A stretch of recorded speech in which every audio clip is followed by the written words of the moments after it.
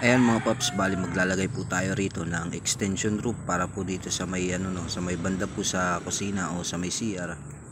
So malaki po ang espasyo po rito, kaya po lalagyan po natin ito ng extension roof, at itong mga panel roof ay tatanggalin po natin ito. So ayan mga paps, bali sisimulan po natin sa pagtatanggal po ng teak screw. I-unteak screw po natin ito para po nang sa ganun ay pagsalpak po natin ng yero ay hindi na po tayo magtatanggal pa. So ang tatanggalin lang naman natin dito mga paps ay ito pong nasa laylayan, kasi dyan po natin isusuksok ang ating ikakabit na bagong yero para po dito sa ating extension roof. At ayan mga paps, bali pa dito rin sa CR, kasi ang bubong dito sa CR ay tatanggalin po natin dito, kasi kukuhain po natin ang mga nakalagay po dyan na mga parlina, kasi gagamitin po natin yun na pinaka trusses po natin, at meron naman po tayong gagamitin na parlina rin para po naman sa ating soleras. So dalawang parlina lang na mahaba ang ating gagamitin mga paps. So ayan mga paps, bali hindi ko na lamang po pinakita sa inyo kung paano po ang paglalagay ko dyan. So napaka basic naman po niyan kung ipapakita ko pa. So dito bali ipinapol weld ko na lang po ito, para po sigurado nang sa ganun na kung hindi po ito basta basta na matatanggal, kahit wala po tayong nilagay dyan na angle hinges o yung angle bar na nakalagay po dyan na papatibay. Hindi na po natin nilagyan na lang po natin yan ng pinaka brace na steel bar. At dito mga paps, after naman po na makabit ko na lahat po ng parlina, o 2 piraso lang naman po yan, ito po ay inassemble ko na yung ating ikakabit na ordinary gutter. At ayan mga paps, bali ibubulkasin na lang po natin yan, o kaya naman ay papaligitan po natin yan ng ating magiging rito, para po iwas tagas tayo rito, kasi internal gutter to. So inside gutter,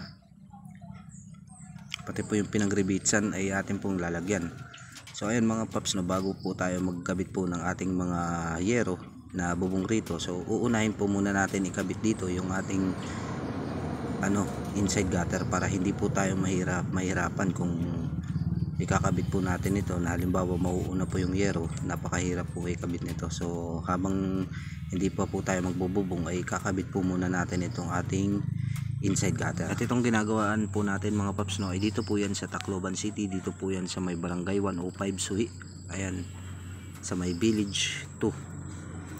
So ayan mga paps, kung meron pong taga Tacloban na nakakapanood sa akin na meron din pabahay, pwede rin po kayo magganito mga paps. Pwede nyo po itong gayahin, napakadali lamang po nito, na kahit sino kaya po itong gawin. Ayan mga paps, bali ikinakabit pa po natin itong ating binili na plastic roof, yung yung simple lamang po ito, pero medyo may kamahalan to mga paps, Ang lapad po nito ay 60 cm lamang po, at ang haba naman po niya ay 8 pi. So ayan, bali para po kahit wala pong ilaw na nakakabit, hindi po madilim sa loob, gawa po na nasisikatan ng araw, at maliwanag naman po dun sa loob. At kung baka nag-aalala kayo mga paps na kung baka pasukin po ng magnanakaw yung roof na yun, yung plastic kasi kadalasan po na nangyayari dyan po pumapasok ang magnanakaw.